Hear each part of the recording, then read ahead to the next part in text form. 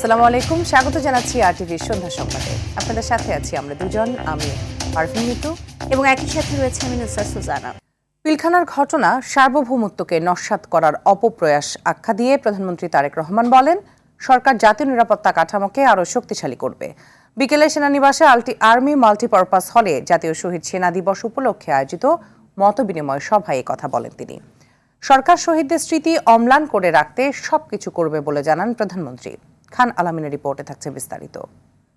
মর্মান্তিক হত্যাকাণ্ড জাতির ইতিহাসে এক শোকাবহ অধ্যায়। পিলখানা হত্যাকাণ্ডে নিহত সেনা সদস্যদের পরিবারের সঙ্গে প্রধানমন্ত্রী তারেক রহমানের এই মতবিনিময় সভা। জাতীয় শহীদ সেনা দিবস 2026 উপলক্ষে এই সভার আয়োজন করে সেনাবাহিনী। 2009 সালের শহীদদের মহান আত্মত্যাগ। সভার শুরুতে শহীদ পরিবারের সদস্যরা প্রধানমন্ত্রীর কাছে বেশ কয়েকটি দাবি তুলে ধরেন।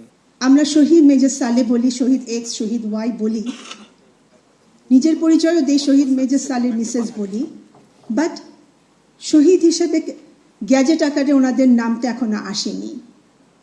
আমি মাননীয় প্রধানমন্ত্রীর কাছে এটা আবেদন করছি, এই 57 অফিসারের নাম যেন গ্যাজেট আকারে শহীদ হিসেবে গ্যাজেট আকারে বেরোনো হয়।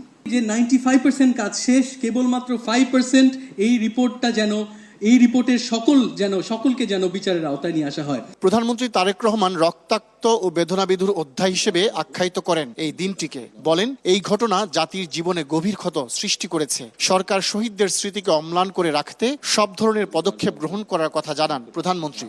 2009 সালের 25 এবং 26শে ফেব্রুয়ারি এই নির্মম ঘটনা আমাদের জাতীয় জীবনে এক গভীর ক্ষত সৃষ্টি করেছে, যার বেদনা সময় পেরিয়ে আজও বহমান।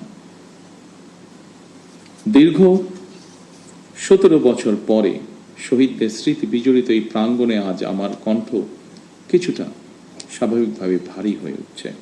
পিলখানার ঘটনা সার্বভৌমত্বকে নস্যাৎ করার অপপ্রয়াস আখ্যা দিয়ে প্রধানমন্ত্রী বলেন, সরকার জাতীয় নিরাপত্তা কাঠামোকে আরো শক্তিশালী করবে। পিলখানার এই মর্মান্তিক ঘটনা ছিল আমাদের সার্বভৌমত্বকে নস্যাৎ করার একটি অপপ্রয়াস। পিলখানার ঘটনার পরিক্রমায় আমাদের জাতীয় নিরাপত্তার কাঠামোর দুর্বলতা ফুটে উঠেছে। তাই বহির্বিশ্বের সাথে তাল মিলিয়ে জাতীয় নিরাপত্তার কাঠামোকে আরো আধুনিক, সময় উপযোগী এবং শক্তিশালী করা প্রয়োজন অবশ্যই, এবং এ লক্ষ্যেই আমাদের সরকার কাজ করবে ইনশাআল্লাহ। দেশের স্বাধীনতা ও সার্বভৌমত্বের প্রশ্নে সীমান্ত বাহিনীকে আরো আধুনিক ও সুসংহত করার উপর গুরুত্ব আরোপ করেন তারেক রহমান। দেশের প্রশ্নে আমরা সীমান্ত বাহিনীকে আরো আধুনিক ও সুসংহত করব ইনশাআল্লাহ। আমাদের খান আলামিন, আরটিভি, ঢাকা। এর আগে পিলখানা ট্র্যাজেডিতে শহীদ সেনা কর্মকর্তাদের প্রতি শ্রদ্ধা নিবেদন করেছেন রাষ্ট্রপতি মোহাম্মদ শাহাবুদ্দিন ও প্রধানমন্ত্রী তারেক রহমান। সকালে শহীদ সেনা দিবস উপলক্ষে বনানী সামরিক কবরস্থানে তারা শ্রদ্ধা নিবেদন করেন। পরে স্বরাষ্ট্রমন্ত্রী, 3 বাহিনীর প্রধান, বিজিবি প্রধান ও শহীদ পরিবারের পক্ষ থেকে শ্রদ্ধা জানানো হয়। এ সময় স্বরাষ্ট্রমন্ত্রী সালাউদ্দিন আহমদ বলেন, নতুন কমিশন নয়, অন্তর্বর্তী সরকারের আমলে গঠিত স্বাধীন তদন্ত কমিশনের সুপারিশই ধাপে ধাপে বাস্তবায়ন করা হবে। সাকিবুর রহমানের রিপোর্টে বিস্তারিত। নির্মম ও নৃশংস পিলখানা ট্র্যাজেডির 17তম শাহাদত বার্ষিকী স্মরণে জাতীয় শহীদ সেনা দিবসের শুরুতে শ্রদ্ধা নিবেদন করেন রাষ্ট্রপতি মোহাম্মদ শাহাবুদ্দিন ও প্রধানমন্ত্রী তারেক রহমান। পরে নীরবে কিছুক্ষণ দাঁড়িয়ে থাকেন তারা। পরে স্বরাষ্ট্রমন্ত্রী সালাউদ্দিন আহমদ, সেনা, নৌ, বিমান বাহিনীর প্রধান, বিজিবি মহাপরিচালক শ্রদ্ধা জানান শহীদদের। এরপর শহীদ পরিবারের পক্ষ থেকে শ্রদ্ধা জানানো হয়। নীরবে চোখের পানি ঝরে পরিবারের সদস্যদের। আনুষ্ঠানিকতা শেষে গণমাধ্যমের সঙ্গে কথা বলেন স্বরাষ্ট্রমন্ত্রী সালাউদ্দিন আহমদ। বলেন, জঘন্য এই হত্যাকাণ্ডের তদন্তের জন্য নতুন করে কোনো কমিশন গঠন নয়, অন্তর্বর্তী সরকারের আমলে স্বাধীন তদন্ত কমিশনের রিপোর্ট ধাপে ধাপে বাস্তবায়ন করবে সরকার। আমরা নতুন করে কোনো তদন্ত কমিশন করব না, যেহেতু জাতীয় একটা স্বাধীন তদন্ত কমিশন গঠিত হয়েছে এবং তারা দক্ষ উপযুক্ত ব্যক্তিদের দ্বারাই গঠিত হয়েছিল। তাতে যে সমস্ত সুপারিশমালা এসছে, সেই সুপারিশমালা অনেকগুলো বাস্তবায়নে আর বিচারাধীন যে মামলাগুলো আছে, কিছু আপিল পর্যায়ে আছে, কিছু অ্যাপিলের ডিভিশনও হয়তো আছে। এই জুডিশিয়াল প্রসেসটা সমাপ্ত করা হবে। আর অন্যান্য যে সমস্ত রিকমেন্ডেশনস আছে এগুলো আমরা ধাপে ধাপে বাস্তবায়ন করবো ইনশাআল্লাহ। এবং শহীদ পরিবারদের এই জাতিকে আশ্বস্ত করতে চাই যে পিলখানা হত্যাকাণ্ডের যথাযথ বিচার করা হবে এবং ন্যায় বিচার নিশ্চিত করা হবে, যাতে এই জাতীয় কোনো ঘটনা আমাদেরকে জাতীয় জীবনে আর না দেখতে ভবিষ্যতে। শহীদ পরিবারকে আশ্বস্ত করে বিএনপি মহাসচিব মির্জা ফখরুল বলেন, পিলখানা হত্যার যথাযথ বিচার নিশ্চিত করবে সরকার। এই জঘন্য হত্যাকাণ্ডের নিরপেক্ষ একটা তদন্ত করে দায়ী ব্যক্তিদের এবং শক্তিদেরকে আইনের আওতায় নিয়ে আসা এবং তাদের শাস্তিকে নিশ্চিত করা। 2009 সালের 25 ফেব্রুয়ারি ঢাকার পিলখানায় অবস্থিত বিডিআর সদর দপ্তরে নারকীয় ঘটনায় 57 সেনা কর্মকর্তা সহ 74 জন নিহত হন সেদিন। সাকিবুর রহমান, RTV, ঢাকা। জুলাই গণঅভ্যুত্থানে হতাহতের তালিকা পুনর্মূল্যায়ন করবে সরকার। রাজনৈতিক বিবেচনায় বাদ পড়াদের যাচাই বাছাই করে তালিকায় অন্তর্ভুক্ত করা হবে বলে জানান মুক্তিযুদ্ধ প্রতিমন্ত্রী ইশরাক হোসেন। সকালে সচিবালয়ে প্রধানমন্ত্রীর সঙ্গে সৌজন্য সাক্ষাৎ শেষে তিনি এসব কথা জানান। বলেন, তাদের পুনর্বাসনে সর্বোচ্চ গুরুত্ব দিচ্ছে সরকার। এদিকে প্রথমবারের মতো বিরোধী দল জামায়াতের পক্ষ থেকে প্রধানমন্ত্রী তারেক রহমানের সঙ্গে সাক্ষাৎ করেন সেক্রেটারি জেনারেল মিয়া গোলাম পরোয়ার। সাদিয়া কানিসের রিপোর্ট। সরকার গঠনের পর থেকে সচিবালয়ে নিয়মিত অফিস করছেন প্রধানমন্ত্রী তারেক রহমান। মন্ত্রী প্রতিমন্ত্রীরা সরকার প্রধানের সঙ্গে সাক্ষাৎ করে পাচ্ছেন গুরুত্বপূর্ণ নানা দিক নির্দেশনা। প্রধানমন্ত্রীর সঙ্গে বুধবার সকালে সাক্ষাৎ করেন মুক্তিযুদ্ধ বিষয়ক মন্ত্রী ও প্রতিমন্ত্রী। বৈঠকে জুলাই গণঅভ্যুত্থানে আহতদের চিকিৎসা এবং শহীদ পরিবারগুলোর পুনর্বাসনের বিষয়ে খোঁজ খবর নেন প্রধানমন্ত্রী। পরে মুক্তিযুদ্ধ বিষয়ক প্রতিমন্ত্রী বলেন, রাজনৈতিক বিবেচনায় অনেকেই বাদ পড়েছে, তাদেরকে যাচাই বাছাই করে তালিকায় অন্তর্ভুক্ত করা হবে। জুলাই অভ্যুত্থানে যারা আহত হয়েছেন, শহীদ পরিবার রয়েছেন, তাদের পুনর্বাসনের বিষয়টি সিরিয়াসলি যে সরকার দেখছে সেই বিষয়ে আজকে অনারেবল প্রাইম মিনিস্টার আমাদেরকে ডেকেছিলেন। তো আমরাও ওনার দিক নির্দেশনা নিয়েছি এবং এখানে কিছু বঞ্চিত পরিবাররা রয়েছে যাদেরকে বিগত সময় বিএনপি দলীয় পরিচয় দেখে তাদেরকে বিভিন্ন যে পুনর্বাসনের যে সহায়তা সেগুলো প্রদান করা হয় নাই সঠিকভাবে। তো সেগুলো আমরা দেখছি, খতিয়ে দেখছি। নতুন প্রজন্মের মধ্যে মূল্যবোধ গড়তে রাষ্ট্রের সবগুলো প্রচার ও সামাজিক মাধ্যমকে কিভাবে কাজে লাগানো যায় সে বিষয়ে দিক নির্দেশনা দিয়েছেন প্রধানমন্ত্রী। দুপুরে তারেক রহমানের সঙ্গে সাক্ষাতের পর তথ্য ও সম্প্রচার মন্ত্রী জহিরুদ্দিন স্বপন একথা জানান। বাংলাদেশের তরুণ প্রজন্মের জন্য মূল্যবোধ গড়ার কাজে আমাদের সরকারের অধীনস্থ সমস্ত প্রচার মাধ্যমকে আমরা কিভাবে কাজে লাগাতে পারি এবং একই সঙ্গে সোশ্যাল মিডিয়াকেও আমরা কিভাবে কাজে লাগাতে পারি, আমরা এই ধরনের একটা দিক নির্দেশনার মধ্যে আজকের আলোচনা সীমাবদ্ধ ছিল। আমরা সেই অনুযায়ী একটা প্রস্তাবনা তৈরি করে ভবিষ্যতে আবার কথা বলবো। এদিকে নতুন সরকার গঠনের এক সপ্তাহ পর প্রথমবারের মতো সচিবালয়ে আসেন জামায়াত নেতারা। বুধবার বেলা 11টায় সরকার প্রধানের সঙ্গে সৌজন্য সাক্ষাৎ করেন জামায়াতের সেক্রেটারি জেনারেল মিয়া গোলাম পরোয়ার ও সহকারী সেক্রেটারি জেনারেল মাওলানা আব্দুল হালিম। 28 ফেব্রুয়ারি চীনমৈত্রী সম্মেলন কেন্দ্রে আয়োজিত জামায়াতের ইফতার অনুষ্ঠানের দাওয়াতপত্র প্রধানমন্ত্রীর কাছে পৌঁছে দেন তারা। পরে জামায়াতের সেক্রেটারি জেনারেল বলেন, বিরোধী দল ও সরকারি দলের মধ্যে সুন্দর সমন্বয় ও সংহতির মধ্য দিয়ে দেশকে এগিয়ে নিতে চান তারা। রাজনীতির রাজপথ ময়দানের রাজনীতি সেটাও নিয়মতান্ত্রিক, কিন্তু মূলত পার্লামেন্টকেই রাজনীতির বিতর্কের জায়গা হিসেবে কাজে লাগানোই হচ্ছে পার্লামেন্টারি সিস্টেম অফ ডেমোক্রেসির মূল আলোচনা। সেই সম্পর্কে কিছু সংক্ষিপ্ত খুব সৌহার্দ্যপূর্ণ পরিবেশে মত বিনিময় হয়েছে। এ সময় মুঠোফোনে বিরোধী দল নেতা জামায়াতের আমিরের শারীরিক অবস্থার খোঁজ খবর নেন প্রধানমন্ত্রী তারেক রহমান। সাদিয়া কানিজ, RTV, ঢাকা। মার্কিন যুক্তরাষ্ট্রের সাথে অন্তর্বর্তী সরকারের সময়ে যে চুক্তি হয়েছে সেটি এখনও বলার মতো কোনো অবস্থান তৈরি হয়নি বলে মন্তব্য করেছেন বাণিজ্য মন্ত্রী আব্দুল মুক্তাদির। সচিবালয়ে নিজ মন্ত্রণালয়ের সভা কক্ষে এমন মন্তব্য করেন তিনি। চুক্তির পক্ষে বিপক্ষে কি আছে তা খতিয়ে দেখা হচ্ছে বলেও জানান বাণিজ্য মন্ত্রী। মার্কিন যুক্তরাষ্ট্রের সাথে ট্যারিফ ইস্যুটা যেহেতু এখনও বিকাশমান, সে কারণে এ বিষয়ে এখন কোনো মন্তব্য করতে রাজি নন তিনি। চাঁদাবাজি বন্ধের ক্ষেত্রে আশ্বাস নয়, কাজ করার প্রত্যয় জানান মন্ত্রী। আর মার্কিন যুক্তরাষ্ট্রের সাথে যে চুক্তিটা হয়েছে বিগত সরকার কয়েকদিন আগে করেছে, সেটি ব্যাপারে এখনো আপনাদেরকে বলার মতো আমাদের কোনো অবস্থান তৈরি হয়নি। অবৈধ সম্পদ অর্জনের দায়ে ঢাকা মহানগর দক্ষিণ যুবলীগের সাবেক সভাপতি ইসমাইল হোসেন চৌধুরী সম্রাটকে 20 বছরের কারাদণ্ড দিয়েছেন আদালত। একই সাথে তার সব সম্পদ বাজেয়াপ্ত করার নির্দেশ দেওয়া হয়েছে। এদিকে জাল সনদে চাকরি প্রদানের অভিযোগে জাতীয় গৃহায়ণ কর্তৃপক্ষের সাবেক চেয়ারম্যান সহ 7 জনের বিরুদ্ধে চার্জশিট অনুমোদন দিয়েছে দুদক। শাকিলা করিমের প্রতিবেদন। ক্যাসিনো কাণ্ডে দেশজুড়ে আলোচিত যুবলীগ নেতা সম্রাট 2020 সালে তার বিরুদ্ধে প্রায় 3 কোটি টাকার অবৈধ সম্পদ অর্জনের অভিযোগে চার্জশিট দাখিল করেছিল দুদক। তার বিরুদ্ধে বুধবার রায় ঘোষণা করেন ঢাকার বিশেষ জজ আদালত। তাকে 10 বছর করে মোট 20 বছরের কারাদণ্ড, সেই সাথে 20 লাখ টাকা জরিমানা ও সকল সম্পদ বাজেয়াপ্তের আদেশ দেওয়া হয়। আসামির উপর আরোপিত দণ্ডসমূহ একটির পর অপরটি চলবে। একই সাথে অভিযোগপত্রে আসামির অবৈধ সম্পদ রাষ্ট্রের অনুকূলে বাজেয়াপ্ত করা হলো। আসামি পলাতক অবস্থায় আছে। পলাতক অবস্থায় থাকাতে মামলাটি 21 জন সাক্ষী হয়েছে।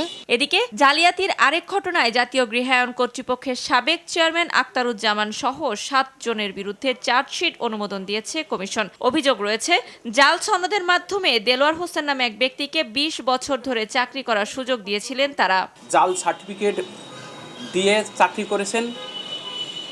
এই মর্মে দুর্নীতি দমন কমিশনে অভিযোগের প্রেক্ষিতে 29/8/2023 একটি মামলা হয়েছিল। সেই মামলায় কুমিল্লা শিক্ষা বোর্ডের চেয়ারম্যান, জাতীয় গৃহায়ণ কর্তৃপক্ষের সাবেক চেয়ারম্যান সহ মোট 7 জনের বিরুদ্ধে চার্জশিট অনুমোদন করেছে। এছাড়া সাবেক অতিরিক্ত পুলিশ সুপার উত্তম কুমার বিশ্বাস ও তার স্ত্রীর বিরুদ্ধে মামলা করেছে দুদক। তাদের বিরুদ্ধে প্রায় 9 কোটি টাকার অবৈধ সম্পদ এবং 43 কোটি টাকার সন্দেহজনক লেনদেনের অভিযোগ আনা হয়েছে। তাদের 2 জনের বিরুদ্ধে জ্ঞাত আয় বহির্ভূত সম্পদ অর্জনের অভিযোগে দুর্নীতি দমন কমিশন আজকে একটি মামলা দায়ের করেছে। শাকিলা করিম, RTV, ঢাকা। বাংলাদেশ ব্যাংকের নতুন গভর্নর হিসেবে মনোনীত হয়েছেন আর্থিক খাত বিশেষজ্ঞ মোস্তাকুর রহমান। এ নিয়ে অর্থ মন্ত্রণালয়ের আর্থিক প্রতিষ্ঠান বিভাগের পক্ষ থেকে প্রজ্ঞাপন জারি করা হয়েছে। পৃথক প্রজ্ঞাপনে বাংলাদেশ ব্যাংকের গভর্নর ডক্টর আহসান এইচ মনসুরের নিয়োগ বাতিল করা হয়েছে বলে জানানো হয়। আরও জানাচ্ছেন তৌহিদুর রহমান। বহুল আলোচিত ডক্টর আহসান এস মনসুরকে সরিয়ে সরকার বাংলাদেশ ব্যাংকের নতুন গভর্নর হিসেবে নিয়োগ দিয়েছে মোহাম্মদ মোস্তাকুর রহমান এফসিএকে। রাষ্ট্রপতির আদেশক্রমে উপসচিব মোহাম্মদ আবরাউল হাসান মজুমদার স্বাক্ষরিত প্রজ্ঞাপনে বলা হয়, নতুন গভর্নরকে অন্যান্য সকল প্রতিষ্ঠান ও সংগঠনের সাথে কর্মসম্পর্ক পরিত্যাগের শর্ত দেয়া হয়েছে। যোগদানের তারিখ থেকে 4 বছরের জন্য তাকে নিয়োগ দেয়া হয়েছে। শর্ত মোতাবেক গভর্নর থাকাকালীন সময়ে মোস্তাকুর রহমান বাংলাদেশ ব্যাংক থেকে বেতন ও অন্যান্য সুবিধা পাবেন। 1966 সালে জন্ম নেয়া মোস্তাকুর রহমান ঢাকা বিশ্ববিদ্যালয় থেকে অ্যাকাউন্টিংয়ে গ্র্যাজুয়েশন এবং পোস্ট গ্র্যাজুয়েশন করেন। পোশাক শিল্প সহ বেশ কিছু ব্যবসায়িক প্রতিষ্ঠানের সাথে তিনি জড়িত রয়েছেন বলে জানা গেছে। অর্থ মন্ত্রণালয়ের আর্থিক প্রতিষ্ঠান বিভাগের পাঠানো প্রজ্ঞাপনে বাংলাদেশ ব্যাংকের গভর্নর ডক্টর আহসান এস মনসুরের নিয়োগ বাতিল করা হয়েছে বলে জানানো হয়। মন্ত্রণালয়ের জনসংযোগ কর্মকর্তা সিরাজউদ্দৌলা খানের পাঠানো বিজ্ঞপ্তিতে এই তথ্য জানানো হয়। তৌহিদুর রহমান, RTV, ঢাকা। পুলিশের নবনিযুক্ত আইজিপি মোহাম্মদ আলী হোসেন ফকিরকে র্যাঙ্ক ব্যাচ পরিয়ে দিয়েছেন প্রধানমন্ত্রী তারেক রহমান। সচিবালয়ের মন্ত্রী পরিষদ বিভাগে নিজ কার্যালয়ে নবনিযুক্ত আইজিপিকে র্যাঙ্ক ব্যাচ পরিয়ে দেন প্রধানমন্ত্রী। এ সময় সেখানে উপস্থিত ছিলেন স্বরাষ্ট্রমন্ত্রী সালাউদ্দিন আহমেদ ও স্বরাষ্ট্র সচিব মনজুর মোর্শেদ চৌধুরী। এর আগে বুধবার সকালে আনুষ্ঠানিকভাবে আইজিপির দায়িত্বভার গ্রহণ করেন আলী হোসেন ফকির। এদিকে প্রতিরক্ষা গোয়েন্দা মহাপরিদপ্তরের নতুন মহাপরিচালক হিসেবে দায়িত্ব পেয়েছেন মেজর জেনারেল মোহাম্মদ কায়সার রশিদ চৌধুরী। গত সোমবার ঢাকা সেনানিবাসে সশস্ত্র বাহিনী বিভাগে আয়োজিত এক অনুষ্ঠানে তাকে র্যাঙ্ক ব্যাচ পরিয়ে দেন প্রধানমন্ত্রী তারেক রহমান। রিটকারী আইনজীবী উপস্থিত না হওয়ায় জুলাই সনদ বাতিল চেয়ে করা রিটের পরবর্তী শুনানি হবে রোববার। রাষ্ট্রপক্ষের সময় আবেদনের প্রেক্ষিতে বিচারপতি খিজির আহমেদ চৌধুরী ও বিচারপতি জিয়াউল হকের হাইকোর্ট বেঞ্চ এদিন নির্ধারণ করে। এ সময় এজলাসে জামায়াত ও এনসিপির আইনজীবীরা উপস্থিত ছিলেন। এর আগে গত 18 ফেব্রুয়ারি জুলাই জাতীয় সনদ বাতিল ও সংবিধানের সঙ্গে সাংঘর্ষিক ঘোষণার নির্দেশনা চেয়ে রিট করেন সুপ্রিম কোর্টের আইনজীবী ইউনুস আলী আকন্দ। রিটে মন্ত্রিপরিষদ সচিব, জাতীয় ঐক্যমত কমিশন, প্রধান নির্বাচন কমিশনার সহ সংশ্লিষ্টদের বিবাদী করা হয়।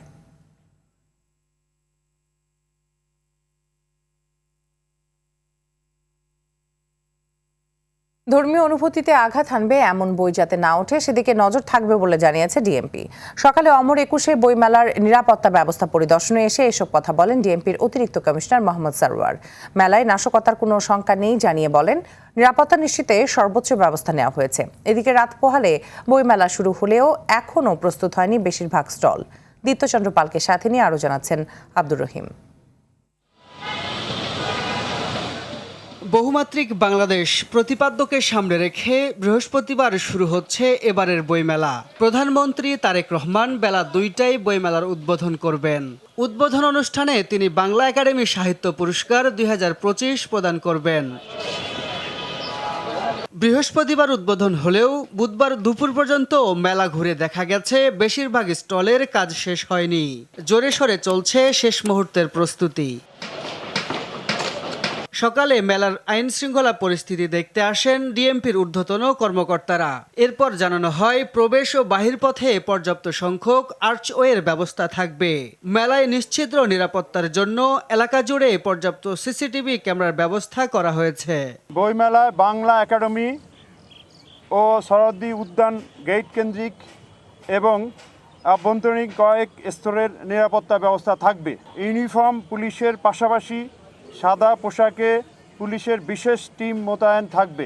সাপ্তাহিক ছুটির দিনে লোক সমাগম বেশি হবে বিদায় ওই সময়ে বাড়তি নিরাপত্তা ব্যবস্থা থাকবে। বইমেলা উপলক্ষে মেলা প্রাঙ্গণের আশপাশে কয়েকটি সড়কে ডাইভারশন থাকবে।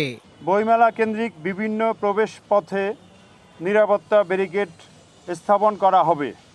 এছাড়া পিকেট এবং মেলার আশপাশে চেকপোস্টের ব্যবস্থাও থাকবে। এদিকে ২৬শে ফেব্রুয়ারি থেকে ১৫ই মার্চ পর্যন্ত ছুটির দিন ছাড়া প্রতিদিন বেলা ২টা থেকে রাত ৯টা পর্যন্ত মেলা খোলা থাকবে।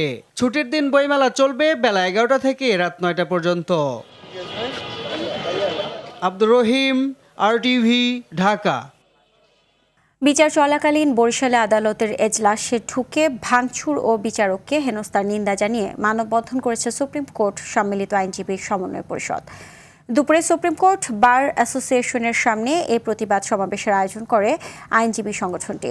এর আগে মঙ্গলবার কার্যক্রম নিষিদ্ধ আওয়ামী লীগ নেতাদের জামিন দেওয়াকে কেন্দ্র করে বরিশাল অতিরিক্ত চিফ মেট্রোপলিটন আদালতের এজলাসে হট্টগোল করেন জেলা আইনজীবী সমিতির সভাপতি সহ কয়েকজন আইনজীবী। এ ঘটনায় বেলা 12:30টায় বরিশাল জেলা আইনজীবী সমিতির সভাপতি সাদিকুর রহমান লিঙ্কনকে আটক করেছে পুলিশ।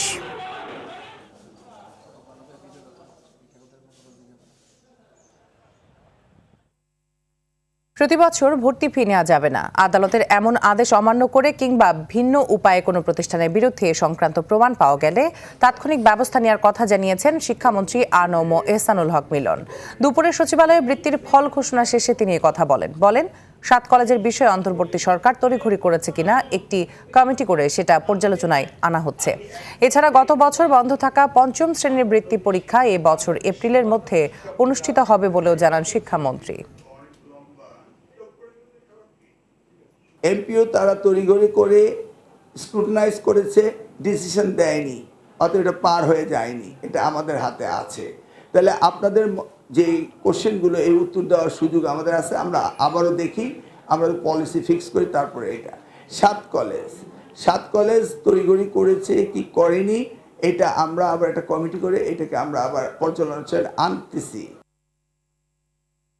রমজানে এবছর ফিতরার হার জনপ্রতি সর্বনিম্ন ১১০ টাকা ও সর্বোচ্চ ২,৮০৫ টাকা নির্ধারণ করা হয়েছে। সকাল ইসলামিক ফাউন্ডেশন বায়তুল মোকাররম সভা কক্ষে জাতীয় সাদাকাতুল ফিতরা নির্ধারণ কমিটির সভায় এই সিদ্ধান্ত হয়েছে।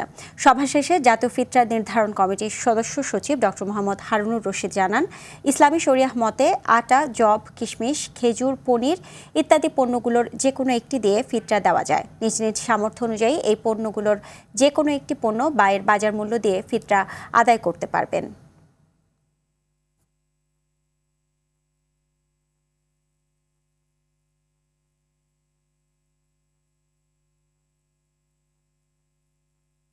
পবিত্র রমজান মাস মানেই সিয়াম সাধনা আর সংযমের মাস। সেহরি বা ইফতারে প্রোটিন সমৃদ্ধ পুষ্টিকর খাবার গ্রহণ, বেশি করে পানি পান করার পাশাপাশি ভাজা পোড়া খাবার পরিহার করার পরামর্শ চিকিৎসকদের। তাদের মতে সঠিক নিয়মে পরিমিত খাবার গ্রহণ করলে রমজানে আরও বেশি সুস্থ থাকা সম্ভব। তবে ঝুঁকি আছে এমন গর্ভাবস্থায় নারীদের রোজা না রাখার পরামর্শ চিকিৎসকদের। জায়েদ রহমানের রিপোর্ট। রমজান মানে ইবাদত, তবে রোজা রেখে অনেকে ইফতারে নানা মুখরোচক তেলে ভাজা বাড়তি খাবার খেয়ে ফেলেন, যা ক্ষতিকর। চিকিৎসকদের মতে বেশি তেলে ভাজা খাবার খেলে বদহজম ও রক্তে চর্বির পরিমাণ বেড়ে যেতে পারে। দেখা গেলো যে আমরা ভাজা পোড়া, আমরা বেগুনি বড়া, পেঁয়াজু সমোসা এগুলো খাচ্ছি অনেক বেশি, তাতে আমাদের শরীরে ক্ষতির কারণ হয়ে দাঁড়াচ্ছে। কিন্তু আমরা যদি ইফতারের মেনুটা এরকম করি যে একটা শরবত থাকতে পারে, একটু ফ্রুটস থাকতে পারে, ফল থাকতে পারে, এবং একটা টক জাতীয় দই অথবা দধি থাকতে পারে। আবার সেহরিতে এমন খাবার রাখার পরামর্শ চিকিৎসকদের, যেসব খাবার সারাদিন শরীরে পুষ্টি যোগাবে। প্রোটিন সমৃদ্ধ খাবার, মাছ, মাংস, ডিম থাকতে পারে। আমরা ভাত খাবো, আমরা সবজি খাবো, এখানে সবজি খাবো, আমরা ডাল খেতে পারি, এবং সাথে একটা টক দই আপনারা রাখতে পারেন, এবং কলা দিয়ে আমরা দুধ খেতে পারি। সেটা কিন্তু পেটের জন্য অনেক ভালো কাজ করে। কিশোর কিশোরী বা বয়স্কদের ক্ষেত্রে পানি শূন্যতা যেন না হয়, সেদিকে খেয়াল রাখার পরামর্শ দিয়েছেন স্বাস্থ্য বিশেষজ্ঞরা। তাদের সময় পর্যাপ্ত পরিমাণ জুস, শরবত, খাবার, স্যালাইন এটা দেওয়া উচিত, এবং তাকে এই ইফতার থেকে সেহরি পর্যন্ত একটু পরপর পানি জাতীয় খাবারটা বেশি দেওয়া উচিত। রমজানের জন্য ডায়াবেটিস রোগীদের ওষুধ সেবন এবং তার পরিমাণ চিকিৎসকদের পরামর্শে পুনরায় নির্ধারণের পরামর্শ। যেসব গর্ভবতী মহিলা ঝুঁকিতে আছেন, কোমরবিড কন্ডিশন আছে, তাদের রোজা রাখা উচিত নয়। জাহিদ রহমান, RTV, ঢাকা। ট্রান্সকম ডিজিটালের সঙ্গে অংশীদারিত্বের মাধ্যমে বাংলাদেশে বাজার উপস্থিতি আরও জোরদার করল এলজি। দুপুরে এলজি ইলেকট্রনিক্স ট্রান্সকম ডিজিটালের গুলশান এক আউটলেটে আয়োজন করা হয় এক ব্র্যান্ড লঞ্চিং অনুষ্ঠানে LG home solutions product director Han Changho, Transcom ডিজিটালের head of business Rashidul Islam সহ উভয় প্রতিষ্ঠানের কর্মকর্তারা উপস্থিত ছিলেন। বক্তারা বলেন, স্ট্র্যাটেজিক রিটেল পার্টনারশিপের মূল লক্ষ্য হল ট্রান্সকম ডিজিটালের দেশ জুড়ে রিটেল নেটওয়ার্ক ও অনলাইন প্ল্যাটফর্মের মাধ্যমে হোম পণ্যসমূহ গ্রাহকদের নিকট পৌঁছে দেবে।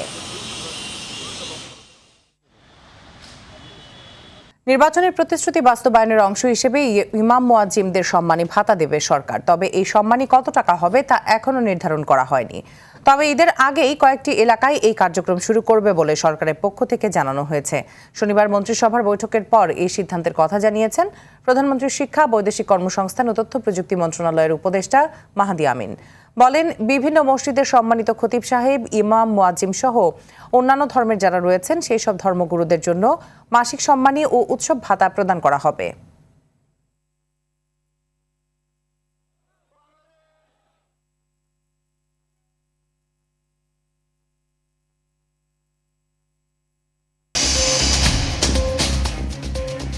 সন্ধ্যা সংবাদ এ পর্যন্তই। রাতের সংবাদ 11:15 দেখার আমন্ত্রণ রইল। এতক্ষণ সাথে থাকার জন্য সবাইকে ধন্যবাদ। ধন্যবাদ সবাইকে।